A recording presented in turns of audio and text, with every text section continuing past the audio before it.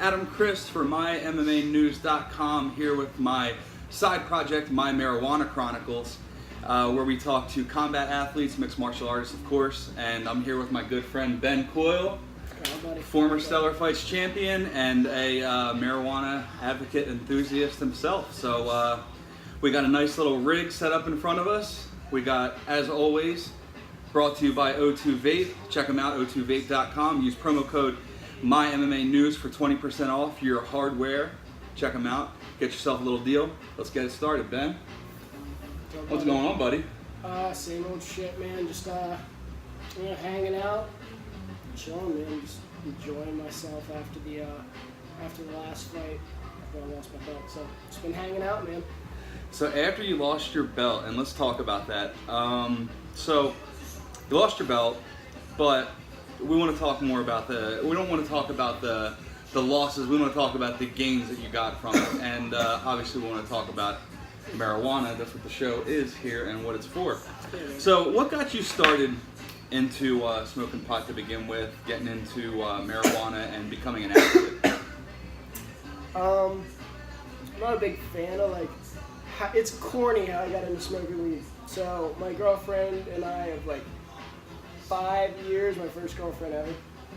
We broke up the end of my junior year of high school, and I was a little shitty kid about it. I was a little upset. My feelings were a little hurt.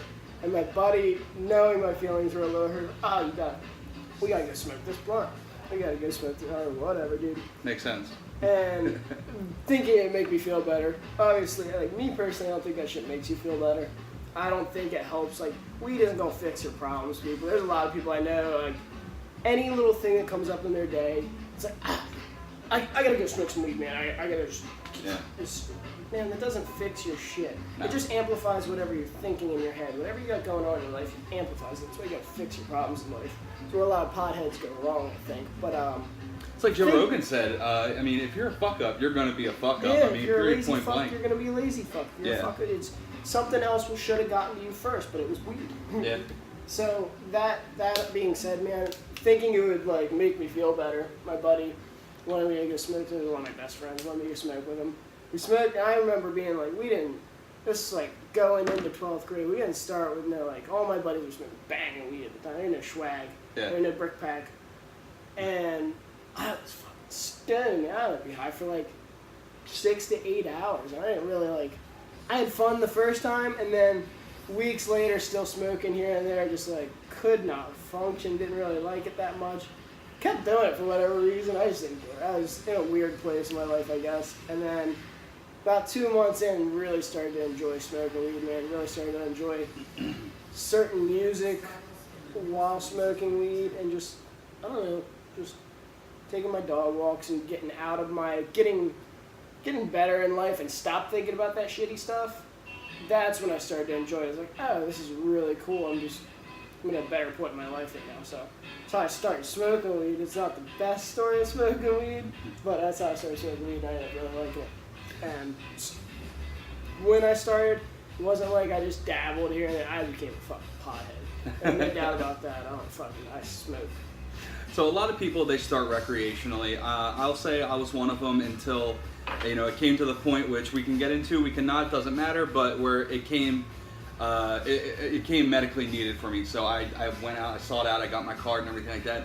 When was the point for you where you started taking into grasp where it wasn't just a recreational drug, where it was more medicinal for you and you were able to take in the healing properties, maybe taking away anxiety from training camp, some of the injuries, with CBD and everything so much.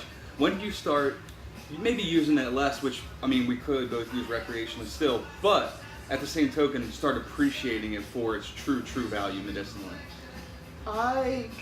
So getting back to right when I started enjoying it, even from smoking right off the bat, I used to think I was the hypocritical guy dude, that stuff makes you lazy, makes you stupid, and you're just gonna be a loser if you smoke weed. And it was weird having those thoughts because my dad was a pothead back in the day. I grew up, my dad was a big stoner, and one of the most active dudes out there, worked his ass off, ran 6 miles a day, layered up in sweatsuit and stuff, going to MMA every night. Rubber gloves too, I remember Rubber you gloves, saying. tape them off and shit, crazy. Bandana over, he's nuts. But I realized right off the bat, I had other stoner friends that were losers. I just thought my dad was a rare breed. Yeah. And maybe he is, because I know there's a lot of loser stoners out there.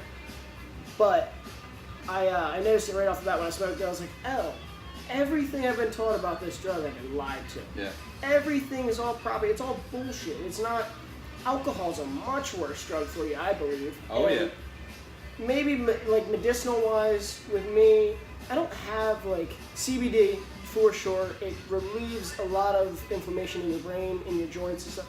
It also helps you manage your weight because it speeds up your metabolism. There's a chemical, it's THCA, I believe. Don't quote me on that. But that is also the weight loss property they're isolating in it to help people lose weight. And it's speed. I will say, whenever I quit smoking weed, dude, I gained about 10 pounds. Really? Yeah, oh yeah, I gained weight fast. You know, which is a lot of the propaganda and the hoopla behind it is when you become a stoner, you know, obviously, you know, some people, cancer patients use it for having to eat, you know, because they don't have an appetite. So a lot of people have the misconception, oh, he's a stoner, he's just going to pig out on chocolate, you know, just junk food and just, you know, gain weight that way. Which is funny because you say if you know you're going to stop smoking weed, you gain weight. Yeah, no, I actually start eating more when I get the money. Don't get me wrong, but I eat pretty good overall. But I enjoy myself, man. I eat like shit sometimes. Yeah. But for the most part, I do like. My uncle was over here the other night, and I had a big thing of pineapple and salad stuff. This is late night munchies. You know what I'm talking about? It was 12 o'clock at night. We're hanging out, and I mean, those were my munchies. And I had, you know, some chicken breasts and stuff. But I do pig out and I eat too. But when I stop smoking, I think everybody. There's so many addictions in life, from fucking heroin to fucking cheeseburgers, man. And when I stop smoking weed, I replace it a little more. I get a little gluttonous with food. Yeah. I start eating more. I definitely start eating more, and I eat a lot overall. I eat a lot of food, but when I stop smoking weed, I eat more. I think, and I don't even think that has to do with me putting on the weight. Though, is the extra food. It has something to do with it. But I have a friend who doesn't smoke weed at all, and when I get him on CBD oil, for him to lose weight, he's a wrestler. He's shredded. Yeah. For him to lose weight, he has to radically change his diet and amp his workout up. When he gave him the CBD oil, he lost 5 pounds within a week. So, how do you think how do you think smoking helps other athletes as far as their daily regimen goes? I mean, CBD has gotten so far in advancements. People are using it, you know, as far as rubs, you know, the salves, the tinctures, everything. I mean, vaping CBD. It's become like an everyday thing for athletes, not only combat athletes, but just athletes all around. What do you think, on top of just the physical capabilities, what does it do for people mentally? Other people that you may know. I'm not asking you to call people out, but other people. Mentally, I don't know. Like I said, I couldn't tell you on mentally. Everybody's a little different, but physically, I think it does a lot for you. I think CBD is a big deal in inflammation, taking down inflammation in the brain and in the joints, and just overall health, keeping everything lubricated. And inflammation's a big deal, man. That contributes to a lot of things. It contributes to your impulses on later diet choices. It fucks your joints up. It makes everything sore. So keeping that low, and inflammation in the brain, keeping that low, especially if you're going to be taking shots to the head, is a big deal. So CBD, I'm a huge advocate of that as far as medically. Now mentally, I don't know what, everybody's got something to do. Like I said, keeps me relaxed. When I go and train high, I enjoy it, man. I go in there. It's probably not the best for learning new things all the time. You shouldn't be blitz-baked when you're going to learn new techniques. But if I go into sparring or something, like when we go into sparring, everybody knows that I'm on rare form. I come in fucking lazy-eyed and shit. And I have some of my best sparring sessions like that. It's because when I'm in my flow zone and I'm just having fun, this is stuff I already know. When it's skills you already have, I think it amplifies that. And I really enjoy smoking weed and going in there and doing my thing. I'm not having to listen to any coaching or anything. I'm just going in there and getting hard sparring in and getting out. So that helps me mentally. If you want to get into the mental factor, I think it helps you there. And as far as keeping you in your flow state and having your best sessions. But other than that, outside of MMA, I don't know. everybody's different. Everybody's brains are different. I think anybody could be a little different when they smoke weed. It could affect them negatively. It could give them more depression. You never know. Or it could. It just, everybody takes things differently. It's not going to work for everybody in the same sense. If you're looking for, it's preference, man. I don't think. If you look at it in medicine form, I mean, it's just like dosing, proper dosing. You have to know what's good for what body, what takes what. Yeah, exactly. I think if you're smoking weed all day, a lot of people will have problems smoking weed all day long. It's just not going to rip. They're not going to handle it very well. They might. I've seen people get very moody, like after a while. So it's just an occasion, and doing it when go for bed or whatever it is. If you have a heavy indica and you want something to sleep, that's good. Or edibles to sleep, or edibles for pain. But yeah, not everybody should smoke weed all day long. I'm not advocating you should be baked out of your mind doing everything all day long. It's not exactly a good way to. I personally manage it quite well. Right. I do a lot of things in my day, and I get a lot of shit done. I run on 4 hours of sleep sometimes. So, yeah, Amy. When's your favorite time to smoke? Right after I get home from work, or right after the gym. Right after a hard push, or just something long that you didn't really feel like doing, and you're just kind of like worn down. It's like, now I can sit down for at least, even if you've got 30 minutes to hang out, smoke a bowl, and listen to a fucking couple songs, man. It just helps you really zen out, and then I get up and walk the dogs. And I really like smoking before my dog walks too. And I got 2 American bullies. They're 3 years old almost. They'll be 3 this summer, and they got a ton of energy. They're beasts, dude. They're ripped. And my dogs need a 2-hour walk, so I like getting baked, throwing my headphones in, walking around town I grew up in. Yeah. I know everybody there. I know all the cops know me and stuff. I walk around smoking a joint, and nobody says shit. So. What's your favorite way to smoke? I mean, we have bongs, we got dabs, we got fresh buds here. There's so many options, man. We got dab pens, we got so much. Speaking of, let's start taking a couple hits. But what's your favorite way? The fresh bongs. So yeah, man. Might as well hit it like that. I really like my water pipes, dude. I just think if it's clean, I keep all my pieces clean as fuck.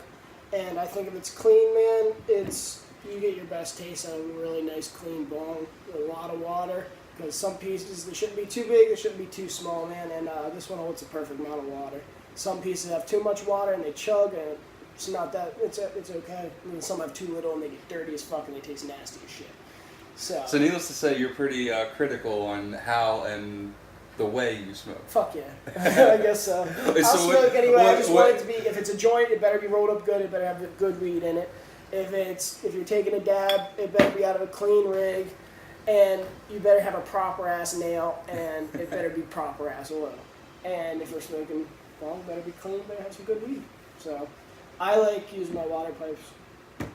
Have you ever been called a weed snob? Yes, fuck yeah. When I first started smoking oil, man, there was one point when one of my boys and I were hanging out, and they'd pass me, they'd try to pass something to me. I'd be like, nah, dude, I got a gram of oil, I'm just hanging out. Like, dude, I wouldn't smoke weed anymore for the longest time. And then I got back into I found some gnarly nice nug, and I was like, alright, man, I just love See, that's how you feel like a baller. Like, when me and my wife first met, I felt like a fucking, like high class roller, and the old school wood dugouts with, the metal, that? Yeah. Like, I had that packed full of mids. I'm not even, full of mids, right? So everybody's passing around this sloppy joint, and everybody's having a good time. We're listening to 311. And so I'm sitting there and I'm just taking my little metal bat and I'm packing it and taking my little individual hits because I got my own little piece, and I'm just fucking so I'm not passing it to anybody. Not passing it. Well, who's gonna want to fucking hit mids anyway? Yeah. I mean, and that's I never had that issue. Exactly. That's the way we started, man. Like when I was a kid, growing up, teenage years, it was like 4 categories. There was mids, regged, nugs, and headies. That's how it was referred to. So even the nug wasn't beautiful. You had to get headies. The nug was like it was a toss up, man. Like you can tell with the headies, the beautiful purple hairs and everything. Yeah. And the nugs, or however people dried out. It was a little dried out, but it had some orange hair in it. So you had a little bit there. Yeah, so the times have changed, man. Like we said, like I went from the mids to now we're taking some beautiful oil hits, and so with times changing and marijuana becoming so acceptable, what do you think is the next step for combat athletes? Because it took a long time for CBD, the barrier to get broken down for marijuana, cannabis, Yeah. to be completely like accepted. Period, and that's just CBD, the non-psychoactive ingredient in Yeah. marijuana. Which is the true medical component. All your appetite control, all that stuff comes from CBD. Anything that helps you with appetite, pain, all that stuff is. But nowadays, all CBD. But nowadays, with like buds like this and the Topanga Canyon right here and shit, all this crazy ass bud that you got right here, it's high THC. It's high THC, low CBD. So this truly there's like high CBD nugs and stuff, and you do need a little THC in with your CBD to even make the CBD work. If you get CBD tinctures, it might not be psychoactive, but it has a low percent THC in it, and it's because it activates the CBD. You need both chemicals, but that's where your medical properties are coming from, the CBD. So wouldn't that potentially have some fighters worried because CBD has become... It's so trace amounts that you're not going to find that, it's not going to test in your body. You got to be sitting around all day drinking the shit. Picograms? It's... I guess so, but I don't know if you're going to find them, man. Because you can be high the day before you get in the cage of UFC at least. And it's not like that in small organizations, obviously. You got to find no weed in your system in smaller organizations. But in the UFC, you can be high the day before. You can't be high in the cage. Your levels have to be so high, apparently, that you would have to be high in the cage. Mm. I don't know how that works with how I smoke, man. I feel like I wouldn't smoke that day, and you'd still find some levels in my system. Yeah, I would imagine. Because I smoke a lot. So what are your thoughts on, let's say, the fighters that are starting to come out and starting to be, the representation, the voices of the people that make, cannabis and fighting work? The Nick Diaz's, the Nate Diaz's, there's so many. I'm drawing a blank on names, but we can come up with them. But what are some of your favorites? Matthew Riddle.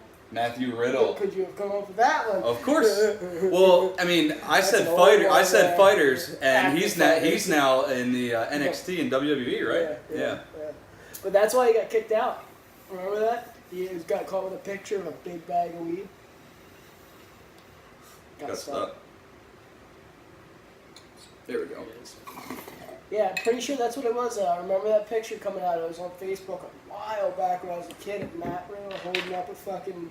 He was a good fighter too, man. He was. Untalented. And entertainment. Yeah. And which goes to show why he's in Canadian, WWE right? or NXT. Is he? Pretty sure he's Canadian. I might be wrong. Don't quote me on that. But yeah, he had a big bag of weed in that picture and he got kicked off. But then you have people like Nick Diaz and Nate Diaz that are out there smoking, well documented. And here Nate Diaz is coming back, and who's Nate Diaz coming up soon? He's going to be fighting Anthony Pettis. Yeah. That's going to be fucking awesome. But I'm a huge fan of the Diaz brothers, and I wasn't when I was younger either. I kind of thought they were too brash and too cocky, and then I started, really figuring them out. I'm like, these dudes are just really trying to sell themselves, and this is where they come from, and this is what they are. But, they're smart dudes. They're triathletes. They're bad motherfuckers, dude. They get high as shit.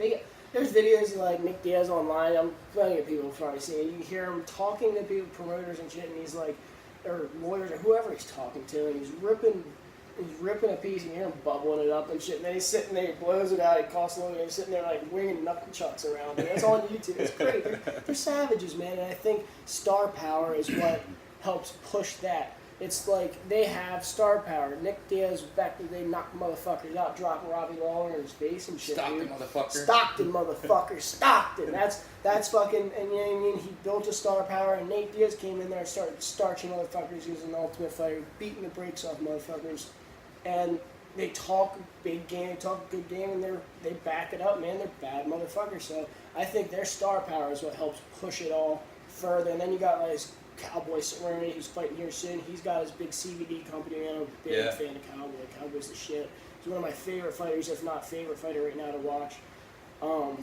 Highs or lows, whatever, man. You watch him on the Joe Rogan podcast. He's fucking cool, dude. Yeah, great guy. I really enjoy him. So I mean, talk about some of the greats. I mean, shit. Mike Tyson fucking now has the farm, huge farm. It's a huge farm. It's a big facility. It's like a retreat getaway. Yeah. It's a big facility.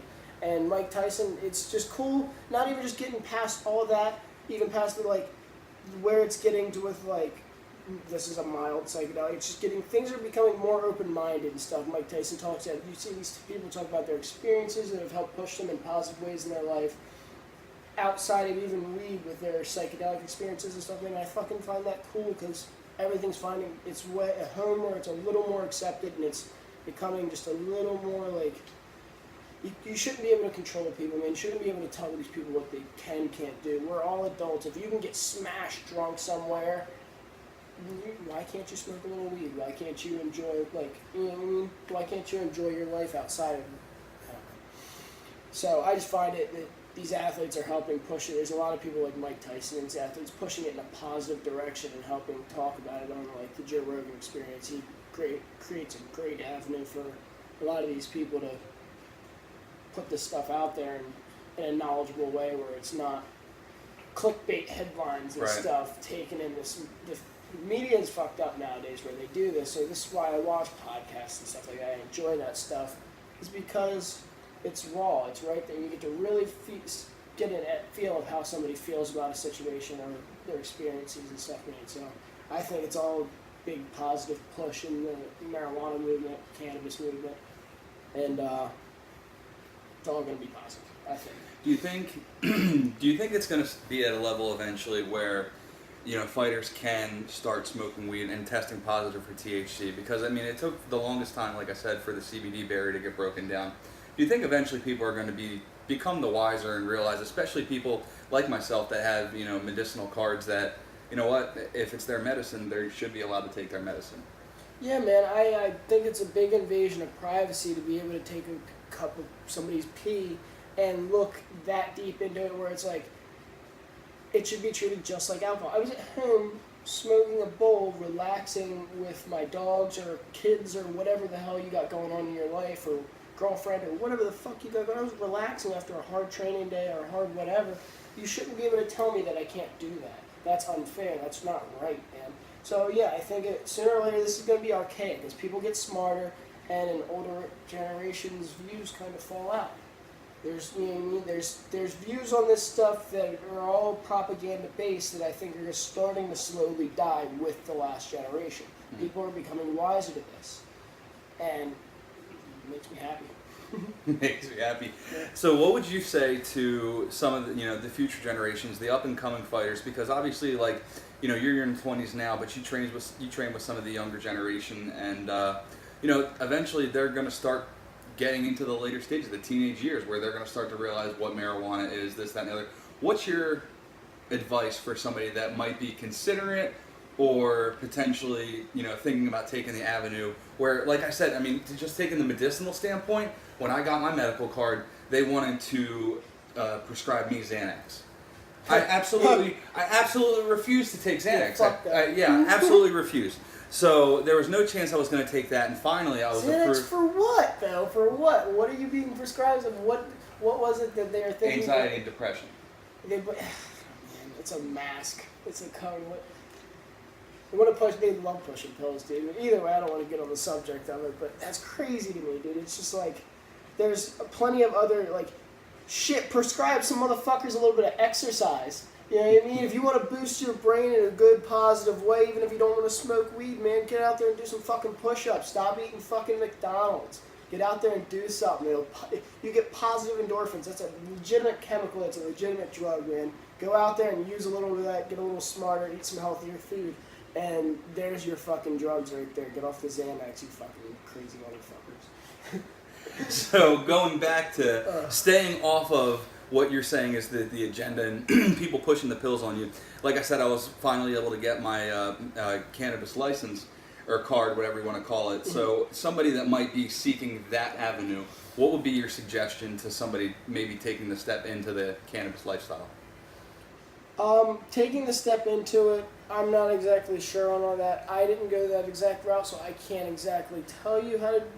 Maybe you're the better person for that avenue, man. Yeah. But what I could tell, maybe like you were saying, younger fighters or people just coming up and wanting to smoke. If you're just wanting to smoke, man, get together with some good friends. I guarantee you got some pothead friends. I guarantee you got some pothead friends. So get together with some good friends, hang out and smoke some good weed.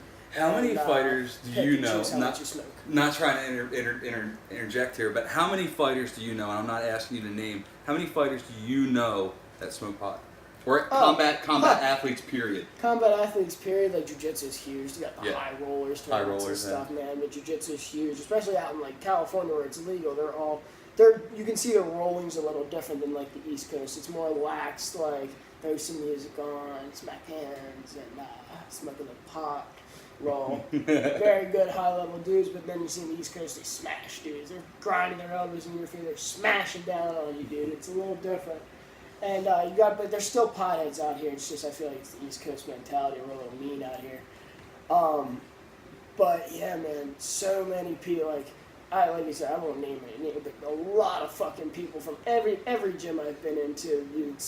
That's probably out of sports athletes. I can't say there's no numbers or nothing, but probably some of the fucking high. Like we are all crazy, so we were all just a little nutty to begin with. We were probably doing goofy shit when we were younger. Yeah. Starting young on things that maybe other people didn't. Fighters ain't out there, but man, our bodies are beat up. We smoke a lot of weed, man, and I think in combat sports you got the highest amount of fucking potheads. Yeah, for sure. All right, man, we're going to start to close it down, but I wanted to give you the gift for being on. Here's a pen, O2 Vape. Appreciate it. Cool. And a little sticker there for you. And for the former Stellar Fights Bantamweight champion, what is your next plan of action getting back in the cage, my man?